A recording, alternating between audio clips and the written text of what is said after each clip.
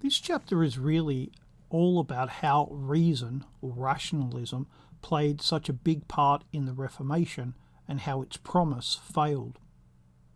Protestants made the argument that Catholicism had departed from the word of the Bible, that they had invented ceremonies and traditions that were to be found nowhere within the Bible, which to many made them think that they were being led down the wrong path. Catholics pointed out that while that may have been strictly true in parts, these things had been done for good reasons. Everything that had been done had been thought out over centuries. They were not simply random thoughts that had been plucked out of thin air. But those arguments mostly fell upon deaf ears. Protestants felt that they had been lied to. They sought to find their own theological reality through the Bible, but without most of the theology that had come before. The question was asked, how was that possible? The answer was that reason could make it possible. The Catholic problem was that they had allowed superstition to take over their worldview. Protestantism could remove that superstition and replace it with theology straight from the Bible, words that came straight from God's mouth and that could now go directly to the Protestants' eyes and ears without being muddled by priests. But this idea failed. It did not lead to a new and uncomplicated faith. Instead, it led to ever more claims about God and about the Bible.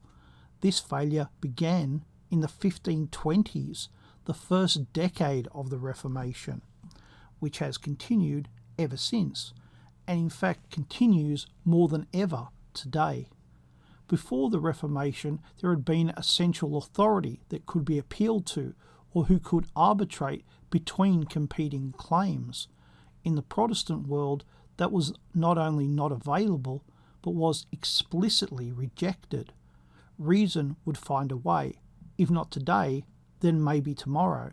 But one day, God's word would be made clear, and then it will all have been worthwhile.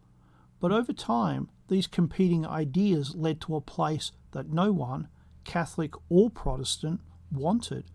It led to the idea that maybe no one was right.